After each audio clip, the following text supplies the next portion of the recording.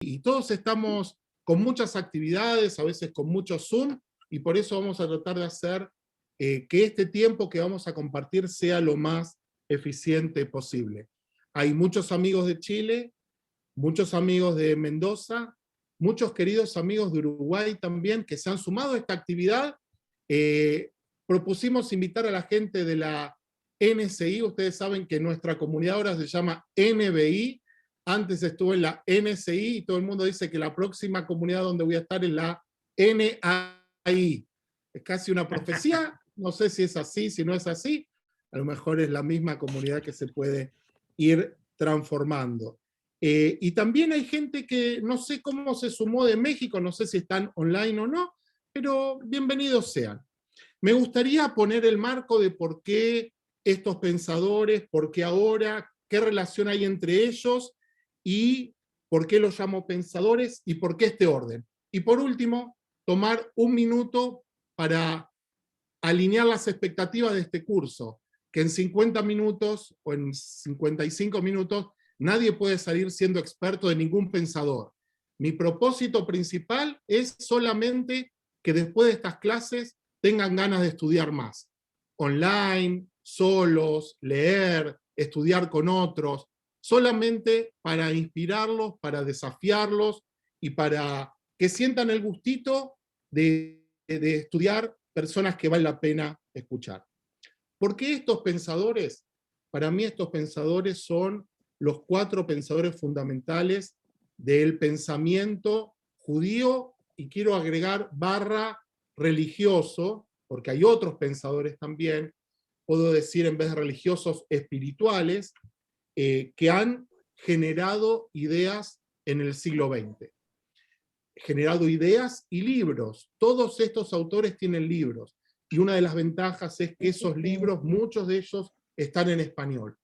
O sea, uno de los motivos por los que elegí estos autores, para mí, porque son fundamentales, después porque su impacto continúa en el siglo XXI, después porque hay obras escritas de ellos, después porque esas obras están también en español, que uno podría decir, no es lo mismo leer la traducción, obviamente que no, pero bueno, haciendo la salvedad de que están a disposición.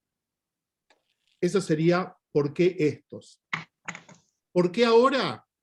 Porque creo fundamentalmente que en momentos de dificultad, de crisis, de transformación, el regalo más importante que podemos hacer es abrevar de aquellos que pensaron el significado de la vida, de aquellos que pensaron en la situación existencial del hombre, de aquellos que utilizaron su tiempo para trabajar y poder dar alguna orientación y alguna idea.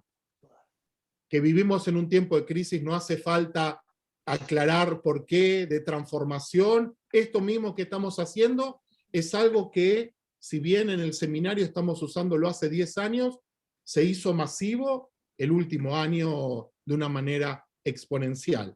Entonces, conversando con algunos amigos, me pareció importante en este tiempo volver a pensar a través de lo que otros pensaron, no para copiar lo que ellos pensaron, sino para ejercitar este músculo para poder también trabajar nosotros. ¿Cuál es la relación entre ellos? Bueno, es muy interesante. Por ejemplo, Buber y Heschel enseñaron en una misma institución. Kaplan y Heschel enseñaron en una misma institución. Heschel concurría a las clases de Soloveitchik los domingos en Nueva York. Heschel, Kaplan y Soloveitchik vivieron en una misma ciudad, en Nueva York, en algún momento de su vida. Los últimos 3 pertenecían a una cultura que había desaparecido y que ellos trataban de seguir manteniendo viva, estudiando y compartiendo algunas cosas. Heschel y Kaplan enseñaron en el Jewish Theological Seminary, opuestos en su pensamiento, pero pudieron conseguir algún estilo de amistad justamente porque pertenecían a una generación que habían conocido el judaísmo europeo, que se habían trasladado, a pesar de que Kaplan nació en Europa, pero muy, muy joven llegó a Estados Unidos. Pero hay una relación entre ellos. Convivieron, compartieron, se influenciaron unos con otros, inclusive cuando no pensaban iguales. Veo en este momento personas que han estudiado la historia, que han estudiado filosofía desde el punto de vista universitario, académico, y siempre hago un disclaimer de por qué los llamamos pensadores y no filósofos. ¿Sí? Parece una diferencia no muy importante, pero desde el punto de vista metodológico es sumamente importante. La filosofía es un estilo de pensamiento, de narrativa, si queremos utilizar una palabra contemporánea, que empezó en Grecia y se fue desarrollando y tiene categorías y tiene un estilo de argumentación determinada. Los pensadores pueden ser un poquito más libres. Podremos argumentar si cada una de las cosas que escribió esto es filosofía o no. Eso es un debate que yo no quiero abrir en este momento, no es lo más pertinente, pero sí hacer la distinción. Cuando en la universidad estudié pensamiento latinoamericano, se hacía esa distinción, que las categorías del pensamiento latinoamericano no eran las mismas que la de la filosofía, y esto se asemeja no por los contenidos, sino también por la forma en que trabaja estos cuatro pensadores. Una pregunta más mundana: ¿por qué en este orden? Es solamente que tenía que elegir un orden y elegí el orden del fallecimiento.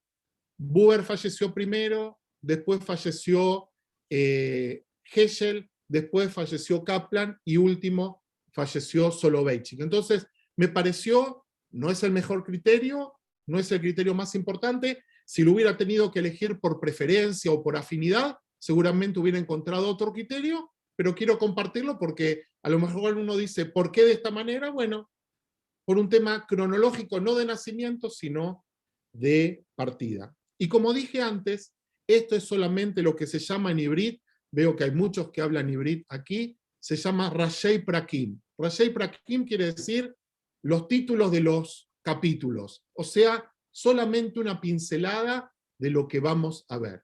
Dividí cada una de mis ponencias casi en 4 órdenes, un poquito de biografía, un poquito de bibliografía, una pincelada sobre sus ideas y por último, leer alguno de los textos. Para mí siempre es muy importante leer los textos de primera mano, a pesar de que muchos autores cuando los leemos por primera vez nos rompemos los dientes. No entendemos de qué hablan, nos cuesta asociarlos, pero después que uno empieza a masticarlos, empieza siendo un poquito más familiar, empieza a asociarlos con experiencias y con miradas que uno escuchó o que uno tuvo, y es más fácil de incorporarlos. Le doy la bienvenida a los que todavía no se han sumado. Sí, perdón, a Igal Gottlieb es quien nos está ayudando en la parte técnica. Sí había que grabarlo ya, así que te invito a grabarlo. No va a quedar la introducción, pero no importa, no pasa absolutamente nada. Solamente para los que se unieron ahora, a ver si lo puedo grabar yo. Sí, lo puedo grabar yo. Para los que se están uniendo ahora que grabamos, las preguntas de por qué estos pensadores, por qué ahora, la relación entre ellos, por qué pensadores y no filósofos, por qué este orden y las expectativas. Muy bien.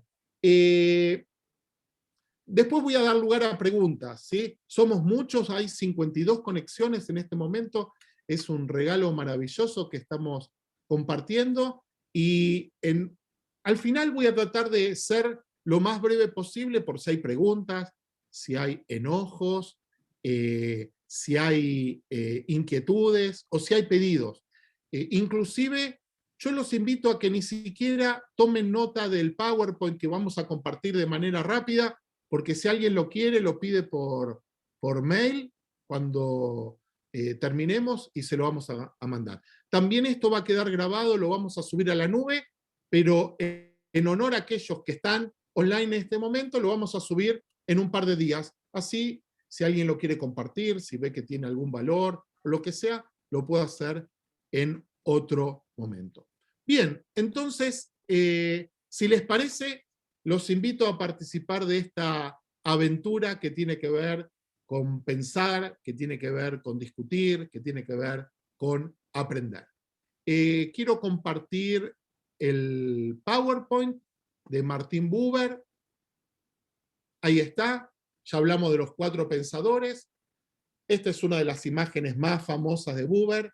Nació en Viena en 1878 y murió en Jerusalén, ¿sí? Hizo aliyá, ya vamos a ver cuándo, en los años 30, y final de los años 30.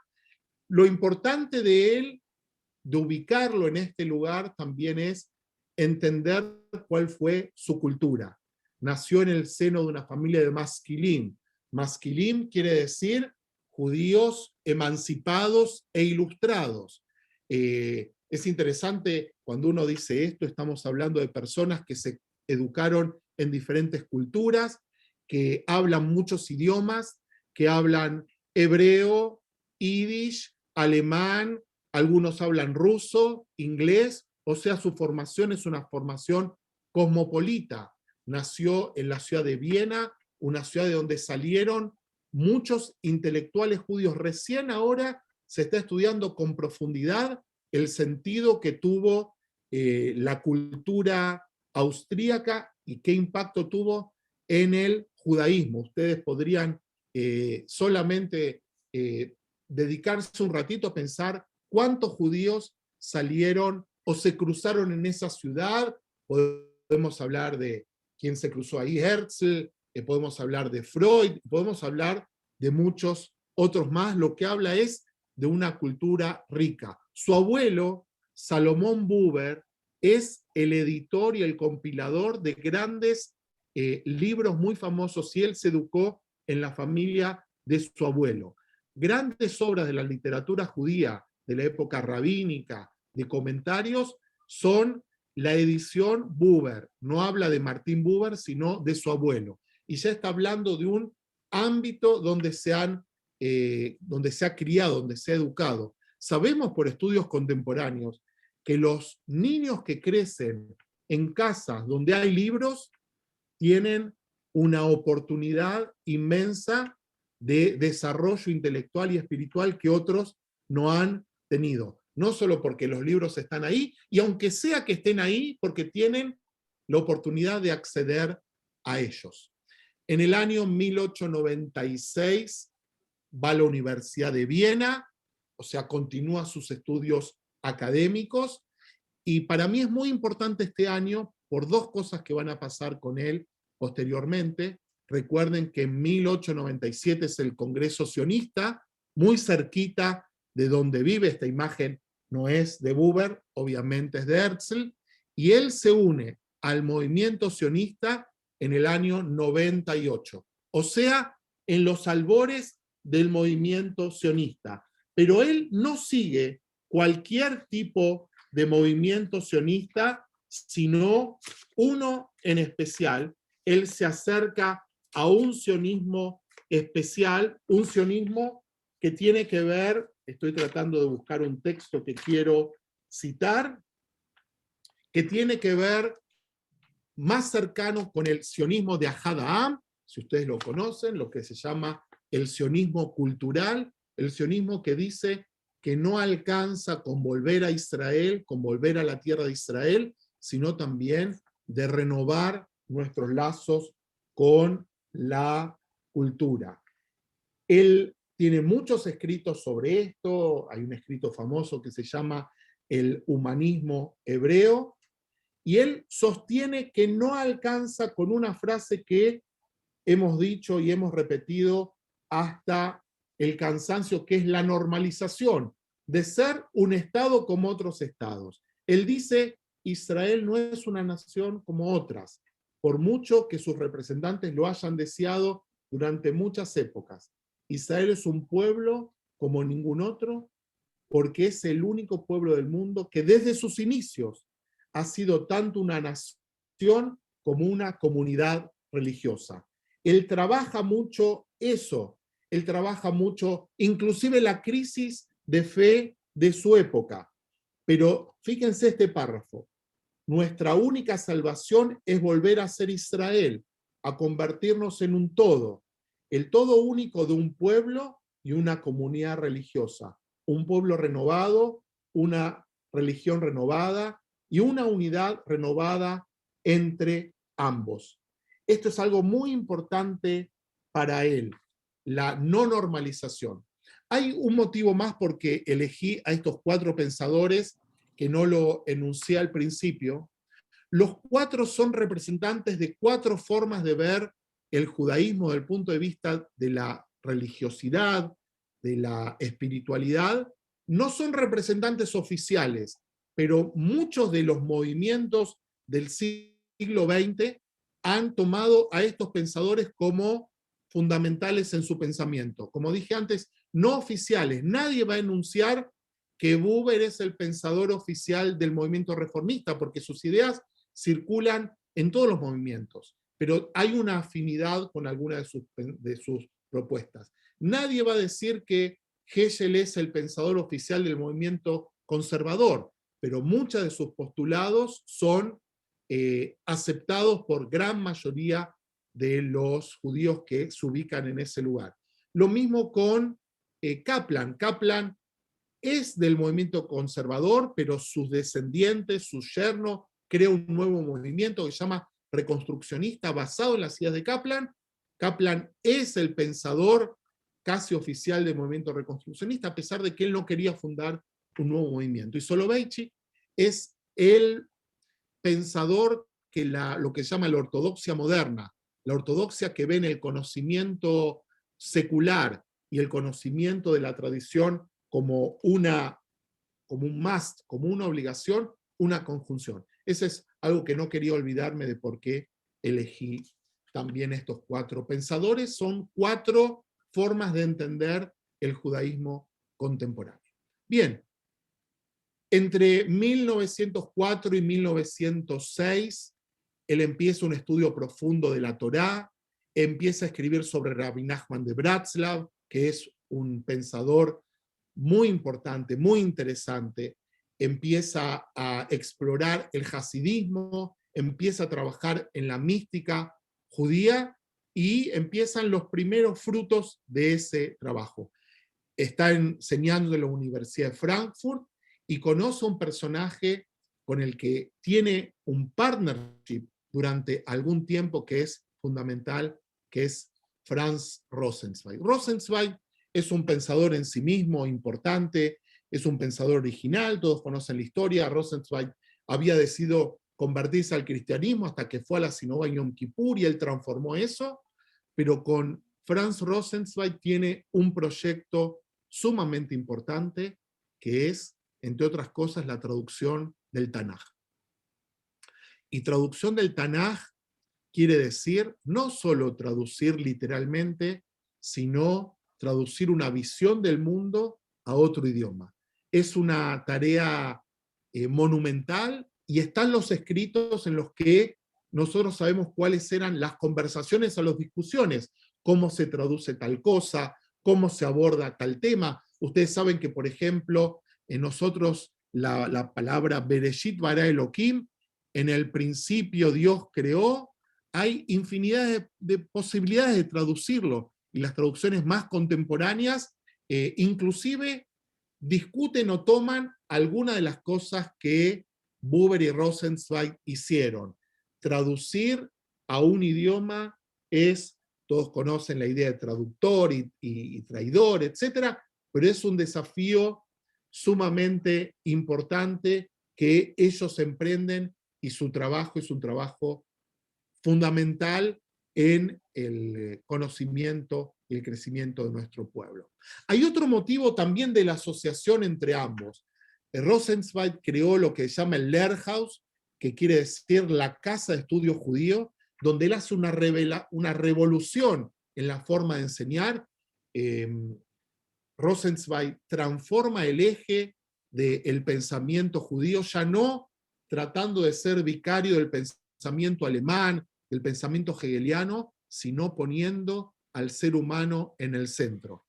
En ese lugar enseña Rosenzweig. Rosenzweig, ustedes saben que murió muy joven.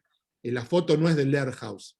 Lehrhaus quiere decir casa de estudio, por eso puse una foto común. Y Buber lo reabre nada más ni nada menos que en 1933. Todos sabemos lo que está ocurriendo esto es en Frankfurt, lo que está ocurriendo en Alemania en el 33, qué pasa con los nazis, qué pasa con las leyes, que en ese momento él crea ese espacio como, en inglés hay una palabra que es muy linda, que se utiliza para los centros de creación de ideas, que se lo asemeja a un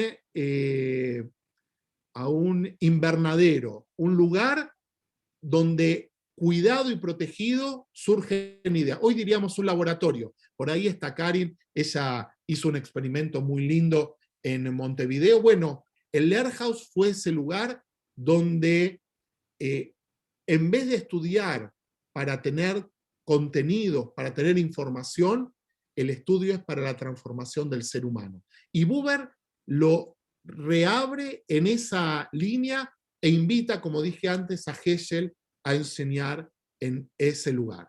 Hace Aliá en 1938, enseña en la Universidad Hebrea. Esta es la fundación de la Universidad Hebrea, que es anterior a su tiempo, y Buber se transforma en uno de los referentes intelectuales. Y es algo que a lo mejor no muchas personas conocen, pero que es sumamente interesante. Buber y otros intelectuales forman parte de un grupo que se llama el Brit Shalom, el Pacto de Paz.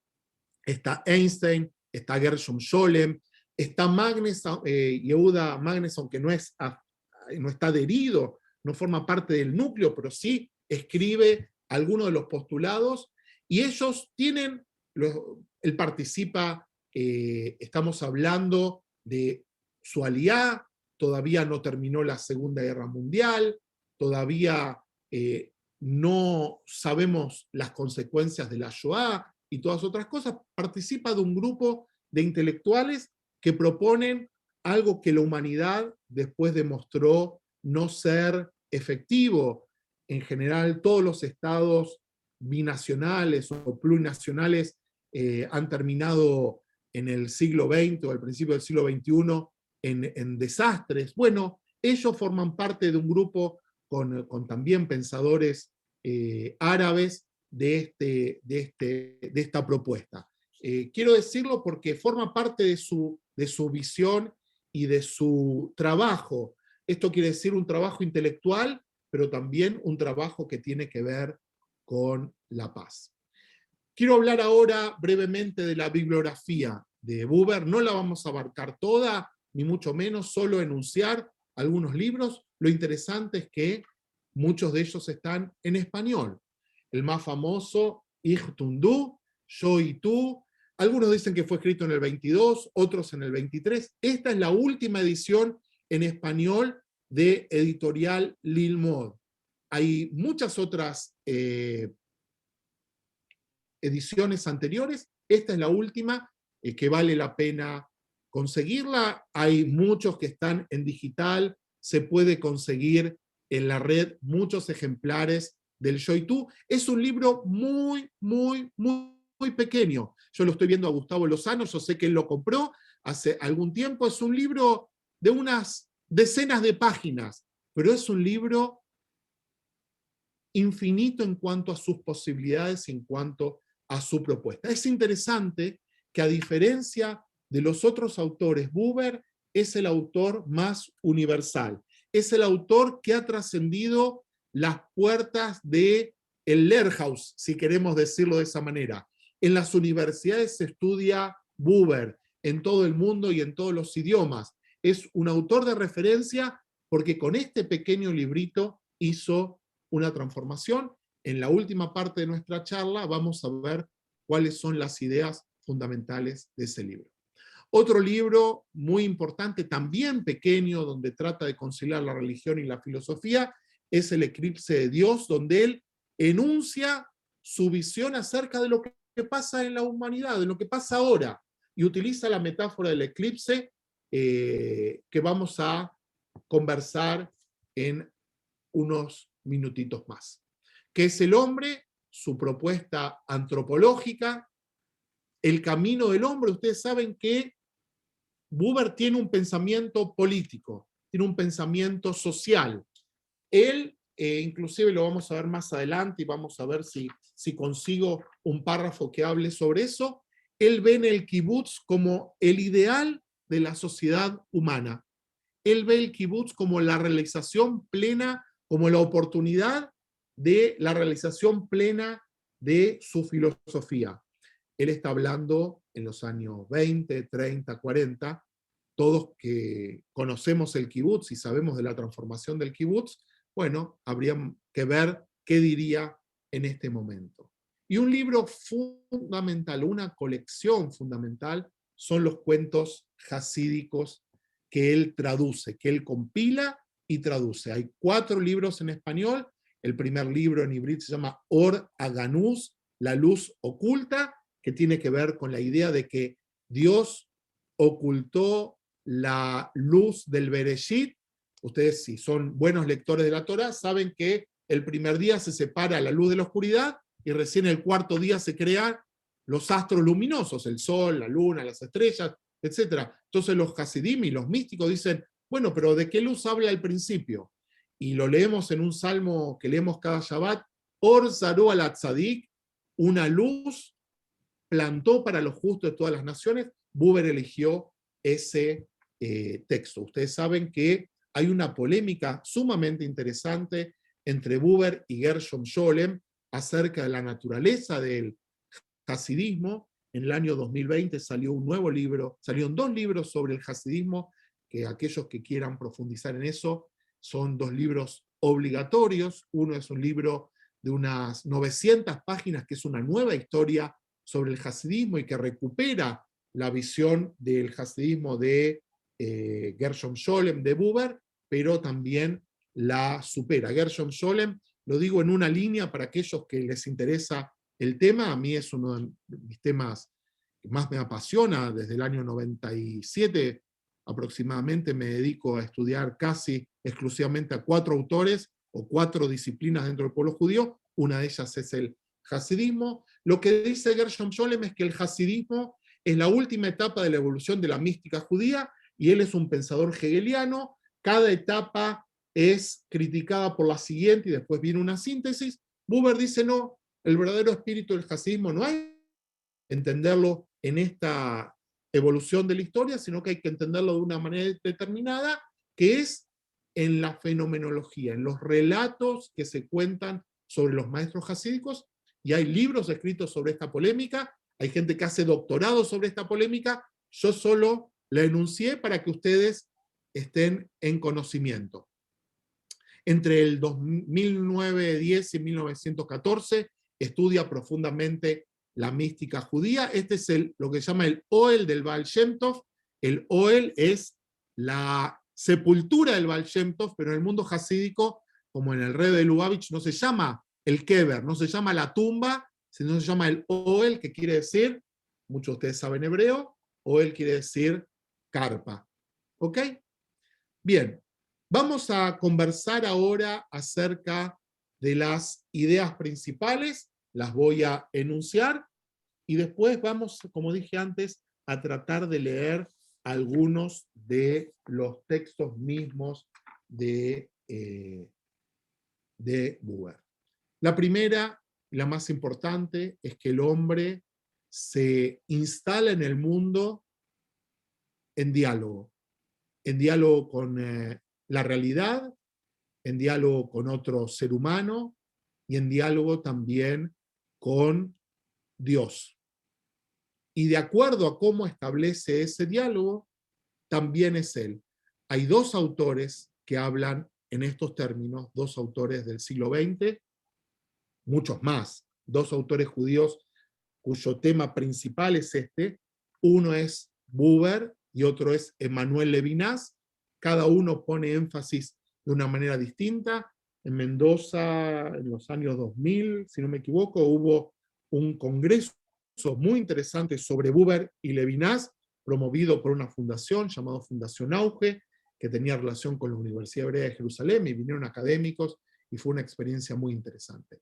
Él va a decir que de acuerdo a cómo nos instalemos en el mundo, cómo nos relacionemos, los vínculos que establezcamos, también vamos a ser nosotros mismos. Y él dice que esto tiene una fuente bíblica. Si nosotros pensamos en los 10 mandamientos, la primera palabra de los 10 mandamientos es Anojí, yo.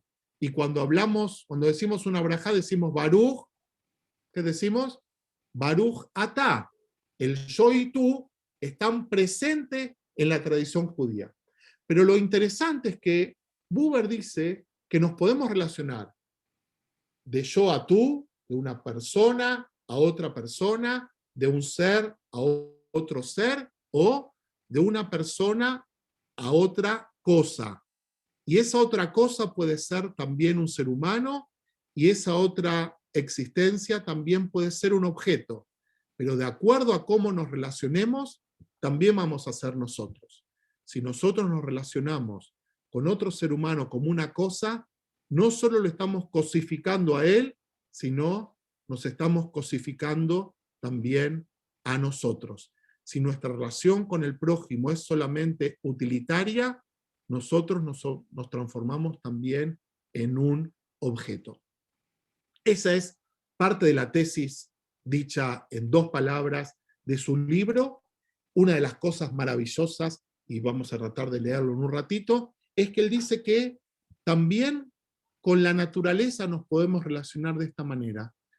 Y él hace una descripción de la relación con un árbol, espero poder leerlos, que es de esa manera. Y en cuanto a lo divino, en cuanto a lo trascendente, en cuanto a Dios, que dice que cuando todas nuestras relaciones son de yo a tú, ese tú eterno, ese vínculo y ese hacer que cada una de nuestras relaciones sea una relación trascendente, una relación vital, una relación de, utilizando una palabra mundana, de calidad, todos apuntan a una construcción superior que es el encuentro con lo sagrado. El encuentro con lo sagrado no se produce de una manera directa en una montaña meditando, sino a través de todos nuestros vínculos con los otros seres humanos, con la naturaleza y con todas nuestras relaciones.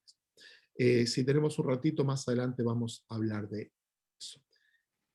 La idea del eclipse de Dios, todos conocemos el eclipse en Chile el año pasado y creo que este año también. Estamos fanáticos con los eclipses, la gente viajó a lugares para percibir los eclipses, y esta idea del eclipse está enunciada en la Torá, la idea de Aster Panim. Hay momentos en los que el rostro de Dios está oculto, oculto por una barrera, oculto por algo que le impide al hombre tener una relación directa con él. Heschel dice algo muy bello en uno de sus escritos, que posiblemente es un desarrollo a partir de esta idea. Dice, Dios está oculto en el mundo detrás de la pantalla de nuestro ego. O sea, parte de el eclipse no tiene que ver tanto con la presencia divina, sino tiene que ver con nosotros mismos. Obviamente el ideal de Buber es la paz, y la paz se obtiene no por vencer en las guerras, sino a través del diálogo. 2 o 3 láminas más y después ya voy a compartir algunas ideas. Como dije antes, Buber es absolutamente sionista, de un sionismo determinado, de una mirada determinada del sionismo, y muchos de sus postulados, creo yo, si bien la idea de un Estado binacional es una idea que hoy en día ya está casi en desuso, hay poca gente que quiera hablar de eso, todo el tiempo que el proceso de paz no avanza en Israel, se asusa contra los peligros del Estado binacional. Bueno, para mí era importante contar esa experiencia de él.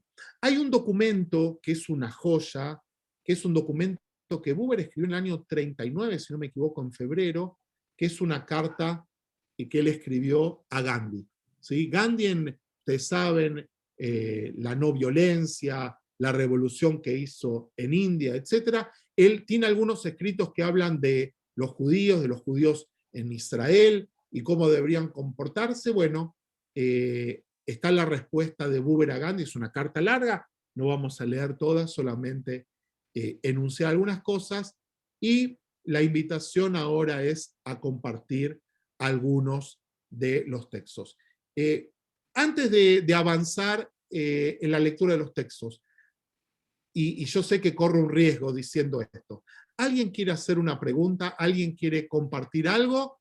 Sé que es un riesgo porque si abrimos, a lo mejor vamos a perder los minutos que nos quedan, pero vale la pena tomar algún riesgo. Si alguien quiere hacer alguna pregunta, yo... No, Rabino, ¿puedo? Paula, Hola. qué lindo que te sumaste, pero qué riesgo que es para mí esto. No, Paula es una estudiante de doctorado en una de las universidades más prestigiosas en Chile. Cuando un amigo en común me dijo que te ibas a sumar al curso, dije, ¿qué va a aprender Paula? No, nada puedo enseñarle, para mí es demasiado, pero bueno, bienvenida. no, Rabino, al revés. Gracias a ti por esta instancia, es súper enriquecedora y bueno, por la cantidad de gente que hay conectada, da mucha alegría de que tantos estemos interesados en conectarnos con la filosofía. La pregunta es súper fácil, o sea, no sé, en verdad. Un poco lo que tú hablabas del eclipse de Dios, tú sabes que por lo que estoy investigando con Jonas es algo que me mueve demasiado. Un poquito, ¿dónde está esa referencia en la Torá y por qué estos filósofos se pescan tanto de ese ocultamiento de Dios o eso que se muestra y no se muestra un poco? Muy bien, en muchos textos está este concepto del aster panim, ocultaré mi rostro. En general es un concepto complejo, hay algunos filósofos judíos del siglo XX que no están de acuerdo por lo que voy a decir ahora. En especial, hace algunas semanas, con algunos de los que están aquí presentes, di una clase especial sobre dónde estuvo Dios durante la Shoah, que no va a ser el tema de esta reunión, obviamente es un tema fascinante, y él lo que mostraba era como 5 o 6 modelos de respuesta a esto, o de no respuesta, no quiere decir que hay respuesta. El autor se llama Pinhas Peli, es un rabino que murió también hace algunos años. Él, una de las cosas que dice es que no le gusta el concepto de hacer panim, porque está muy relacionado en la Torá con premio y castigo. Entonces, utilizar este modelo estaría diciendo que es un castigo para los que murieron. Pero Buber, si esto lo escribió antes de la Shoah, tiene mucho más valor, porque él lo que está diciendo es que hay una época en la que Dios está oculto, no por un castigo, sino por con lo que se llama, tú me vas a entender bien, un horizonte de época. La época misma, el lenguaje espiritual, filosófico, científico, lo que hace es oscurecer. La cita en Devarim está en muchas oportunidades, y si quieres, yo sé que te debo muchos mails, pero no estoy contestando mails, no sé qué me pasó, estoy rebelde con los mails, más de uno de los que está aquí lo sabe, es que no tengo casi oportunidad de contestarlos si no me escribes un WhatsApp, que es más invasivo, pero los contesto más, para darte las citas concretas. ¿Ok? Gracias por tu pregunta. Bien, seguimos, ya gastamos el tiempo de la única pregunta que teníamos, voy a tratar de ser más escueto para dar los últimos minutos para intercambiar. Entonces, Buber se instala en un mundo, si tenemos que definirlo como pensador, es un pensador existencialista religioso, diferente de otros, de Sartre y Camus y otros más, donde él busca elevar la dignidad del ser humano, la identidad única del ser humano, pero lo vemos desarrollar un camino hacia el interior del ser humano, hacia el individuo, pero el individuo como constructor de una sociedad. Porque él sostiene, lo dije hace un ratito con respecto a lo del kibutz, una persona genuina en lo que él busca y una relación auténtica entre los individuos y la comunidad. Entonces, lo único que sabemos de acuerdo al existencialismo es que estamos vivos, es que nuestra esencia no está predeterminada, sino que nuestra esencia se va construyendo. Yo sé que son palabras difíciles para aquellos que no han escuchado algunos de estos postulados, pero el desafío es entender que no hay nada previo, sino que se va construyendo. Y en ese sentido, él lo que sostiene, y por eso es un pensador arraigado en la tradición, a pesar de que él tiene algunos textos que son muy importantes de definir, dice: la religiosidad que oscurece nuestra responsabilidad con nuestro vecino es contraria a la tradición. O sea, ser una persona de fe, una persona religiosa, implica una responsabilidad con el prójimo. Levinas va a decirlo de alguna manera no igual, pero en una línea interesante de investigación. Él dice que esto tiene relación absolutamente con la tradición judía y va a trabajar algunas de estas ideas que yo enuncié. Voy a tratar de compartir con ustedes algunas de las ideas escritas por él, empezando por el yo y tú. Dice: para el hombre el mundo tiene dos aspectos en conformidad con su propia doble actitud ante él. La actitud del hombre es doble en conformidad con la dualidad de las palabras fundamentales que pronuncia. Y ahora va a decirlas. Las palabras fundamentales del lenguaje no son vocablos aislados, sino son pares de vocablos. Siempre hay palabras que vienen de a dos. Una de estas palabras primordiales, así la llama, es el vocablo yo-tú. La otra es el par yo-ello. O él o ella pueden reemplazarse por ello. De ahí que el yo también sea doble, pues el yo de la palabra primordial, yo-tú, es un yo distinto al yo-ello. Lo que decía antes, de acuerdo a cómo me relaciono, también es lo que soy, o lo que devuelve sobre mí. Podemos decir la forma en que me completo o la forma en que me vacío, la forma en que me instalo en el mundo, la forma en que me relaciono en el mundo.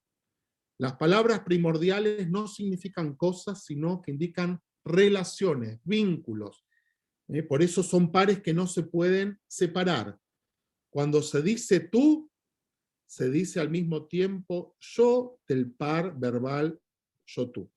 Cuando se dice ello, se dice al mismo tiempo el yo de ese par verbal. O sea, también es lo que yo soy, también es lo que me transformo. Como dije antes, en forma muy lineal, en forma muy mundana. Si mi relación con el mundo es utilitaria, si mi relación con el mundo es exclusivamente científica en el sentido más tecnológico, más de índole instrumental, esa es la palabra, también mi ser va a ser instrumental. Algo muy lindo que él dice es el mundo de yo, tú y yo, ello. El mundo de yo, ello es el mundo de la tecnología, de la ciencia, del dominio de la naturaleza, en donde el yo también está en juego. Algunos utilizan la metáfora de que uno puede en Uruguay salir al balcón o acercarse a la playa y ver el mar y decir: uy, qué bueno, acá puedo pescar. O uno puede decir: uy, este mar, en Chile dice este mar que tranquilo te baña, dice el himno. El mar puede ser la posibilidad de conectarme con mi Buenos Aires querido, o puede solamente ver la belleza. Las tres personas ven lo mismo, pero cada uno se relaciona con eso de una manera distinta. Lo voy a decir de una manera más mundana. Una persona va al bosque y alguien dice: qué maravillosa la creación. Otro dice: qué genial Dios que hizo crecer estos árboles tan añosos y bellos. El tercero puede decir: qué suerte que puedo tener un poquito de sombra. Y el cuarto dice: voy a talar estos árboles y los voy a vender. Los árboles son lo mismo, pero la forma en que nos vinculamos con los árboles, con la realidad, es otra. Esto es lo que trata de ayudarnos a transitar Buber con esta mirada. Quiero agregar dos cosas que no tienen que ver con estos libros, con estos textos, con estos enunciados. Y esto sí, Buber es uno de los inspiradores del movimiento reformista. Uno de los momentos centrales de la historia espiritual del pueblo judío es en el Sinaí. Lo vamos a volver a ver en unos días más. Hay un dicho muy lindo entre los Yehudim, que cuando uno ve a otro judío, dice, tu cara me es conocida, ¿de dónde nos conocemos? Y la respuesta más original es, del Sinaí, estuvimos todos parados en el Sinaí. Pero la pregunta es, ¿qué pasó en el Sinaí? Bueno, este es uno de los temas más apasionados. Ustedes saben que yo soy profesor de teología en el seminario y es uno de los temas que más me encanta porque las respuestas de nuestros pensadores son infinitas, deliciosas cada una de ellas. Buber da una respuesta de qué pasó en el Sinaí. Es diferente de la de Kaplan, es diferente de la de Heschel y es diferente de la de Soloveitchik. La vida para Buber es encuentro. Entonces en el Sinaí que hubo, no hace falta que lo diga, hubo un encuentro. Pero la pregunta es, ¿qué es la Torá? La respuesta tradicional, aunque deberíamos ver si esa es la respuesta que realmente da la tradición, la Torá es la revelación de Dios. ¿Qué quiere decir que es la revelación? Tienen que ir al curso mío de teología, no me voy a demorar en este momento. Pero sí es interesante eso. Para algunos, la revelación es literal. ¿Sí?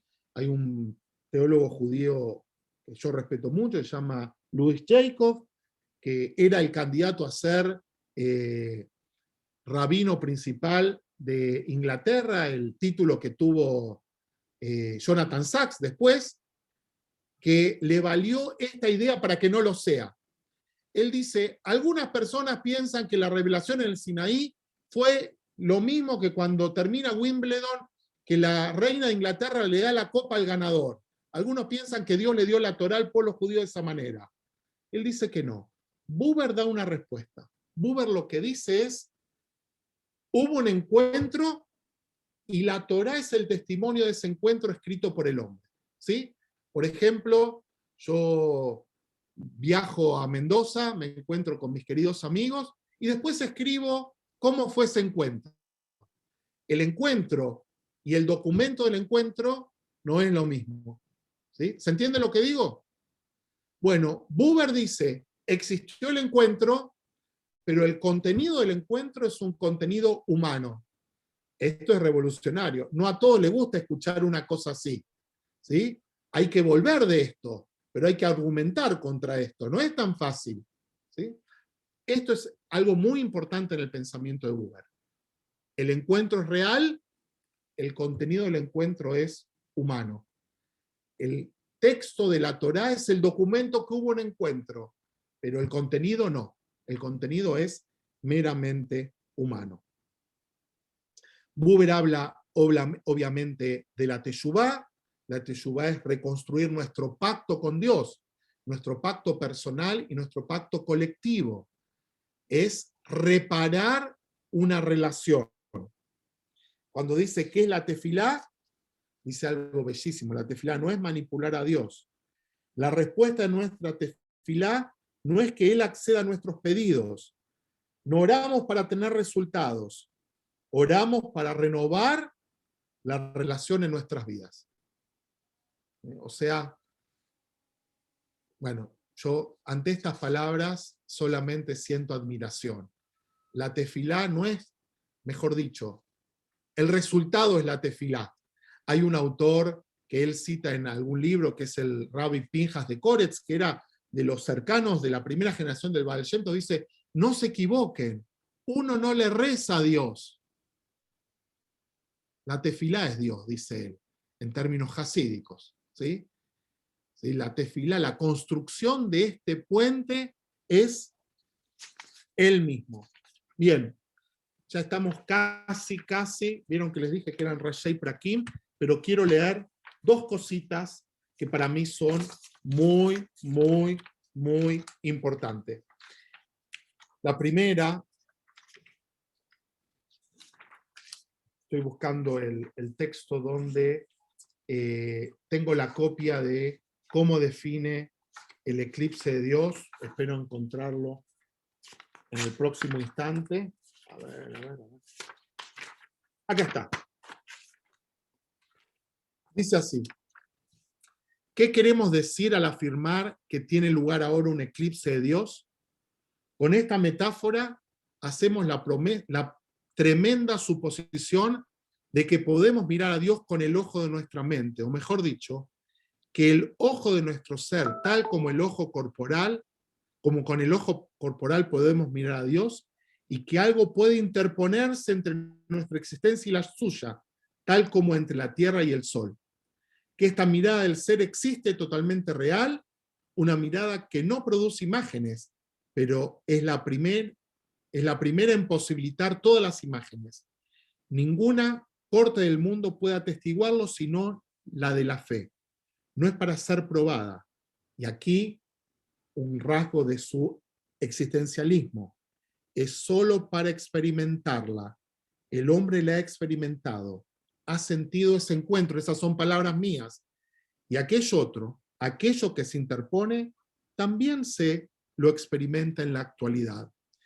He hablado de ello desde el momento de reconocerlo, y tan exactamente como mi percepción me lo ha permitido. O sea, habla en primera persona, como mi querida amiga Kelly me enseñó, que uno siempre habla en primera persona.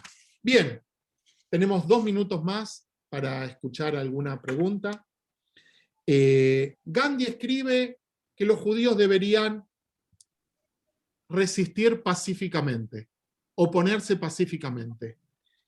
Y Buber le escribe en el 1939, después de haber hecho Aliyah, una carta inmensa. Quien la quiere, me la pide por mail, que también lo comparto. Como yo siempre digo, estos materiales no son míos.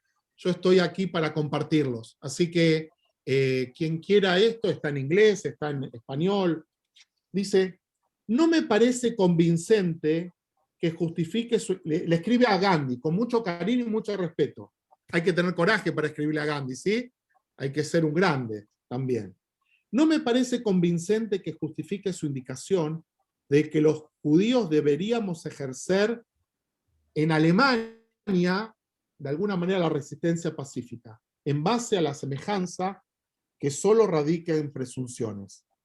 Durante los 5 años en que sentí en carne propia lo que significa ese régimen, he tenido oportunidad de apreciar numerosas pruebas de fortaleza espiritual por parte de quienes no toleraron ser despojados de sus derechos, ni se dejaron amilanar o quebrantar, y que no respondieron con la violencia, ni utilizaron ningún ardid para evitar las consecuencias de su digno comportamiento. Y ahí, fíjense lo que le dice. Sin embargo, tales acciones no tuvieron por lo visto influencia alguna en la actitud de la parte contraria. Lo escribe en febrero del 39. La guerra empezó en septiembre. Miren la visión de este hombre, decir, esperar de brazos cruzados que los nazis o que otros acepten que esta es la forma, no señor. En esta parte del mundo no da ningún resultado. Salteo alguna parte, ¿sí? Habla acerca de el tema árabe-judío. Sin embargo, usted sostiene, y para mí resulta de gran importancia lo que usted afirma sobre nosotros, que Palestina pertenece a los árabes. Bueno, ya nos robaron el nombre. ¿Sí? Palestina era nuestro nombre. En Uruguay estaba el Banco Palestino, si no me equivoco, que era un banco de Yehudim. ¿Sí? Entonces, por lo que resultaría injusto e inhumano imponer los judíos a los árabes. Aquí me veo obligado a traer a colación algo personal, a fin de explicarle desde qué punto de vista analizaré su tesis. Y ahí él pone en contexto. Formo parte de un grupo de hombres que desde el instante mismo en que Palestina fue conquistada por los británicos, no cesaron de bregar por una auténtica paz entre judíos y árabes, comprendíamos y seguimos comprendiendo por paz auténtica el que ambos pueblos administren el país en conjunto sin que ninguno de ellos imponga forzosamente su voluntad a otros. En vista de la norma internacional de nuestra era, esto nos pareció sumamente difícil, mas no imposible. Tuvimos y tenemos la plena creencia de que en este caso extraordinario es más ejemplar se trata de buscar nuevos caminos de comprensión y acuerdo entre los pueblos. Seguimos hasta en este punto obedeciendo a un mandamiento. La carta es imperdible, es para disfrutar, es para aprender, escrita en el año 39. Yo creo que la solución binacional, yo no soy partidario de ella, creo que la historia nos mostró, entiendo que con el diario El Día Después es muy fácil hablar, pero para mí es inspirador lo que dice Buber, es muy importante cuando hablamos de sionismo, en lo particular, todos ustedes saben que soy absolutamente sionista, poder abrevar, explorar, aprender también de los pensadores que marcaron esto, porque también son insumos para nuestro pensamiento. Bien, como dije, nuestras 4 reuniones van a ser solo para tener ganas de estudiar más. Lo único que deseo es que se hayan quedado con esas ganas, y tengo 2 minutos solamente, a las 8 en Chile tenemos tefilá, así que si alguien se adelanta y quiere hacer una pregunta y le gana el resto, bueno, va a ser muy entretenido. ¿Alguien prendió el micrófono? Yo. Isca. ¿Y sí. Carlos, prendiste el micrófono también? Sí. Bueno, hacemos las 2 preguntas y trato de responderlas y nos vemos después la semana próxima. Y lo digo con tristeza, que no todos pueden opinar, pero qué bueno que hay ganas de hacerlo. Carlos, dale. Al relacionar el él y el yo, y teniendo en consideración, ¿no es cierto?, el tema de la eclipse. Perdón, se me perdió lo último. Y teniendo en consideración el tema del eclipse de Dios, que de repente lo vemos y de repente no, ¿puede ser que ese eclipse y lo que se interpone entre Dios y nosotros sea el ego? Bueno, cuando él dice que la única forma de acceder al tú eterno, así lo llama, claramente no es un viejito de barba que está en el cielo y maneja los hilos del cosmos. Lo digo una y otra vez porque es mucho más sofisticado. Está claro que nuestra relación con el mundo es lo que posibilita o eclipsa nuestra relación con lo trascendente. Carlos. No, Ale, yo en realidad lo abrí porque estamos terminando, para agradecerte y despedirme. Bueno, queridos todos, para mí ha sido un privilegio, un gusto compartir lo que claramente me apasiona, y los invito a juntarnos la semana próxima a la misma hora, como un programa de cuando yo era chiquito, en el mismo Vaticanal. Algunos entenderán la sutileza, y lo único que les pido es que aquellos que no se inscribieron se anoten para poder tener la comunicación fluida, para poder mandarles el material, y para, si alguno quiere alguno de los documentos que mencioné, compartí, etcétera, con mucho gusto lo mando, pero tiene que ser por mail, porque eso lo va a manejar mi secretaria. Bueno, a la gente de Montevideo, a la gente de Mendoza, si hay alguno de los de México, y a todos los queridos amigos de Santiago, esto es uno de los pocos gustos que nos podemos dar en la pandemia. Así que, Laila, todo para todos. Tengo un minuto para la tefilá, que es lo que voy a hacer. Laila, muchas gracias. Muchas gracias. Gracias a ustedes. Excelente, gracias. Excelente. Muy bueno, Laila.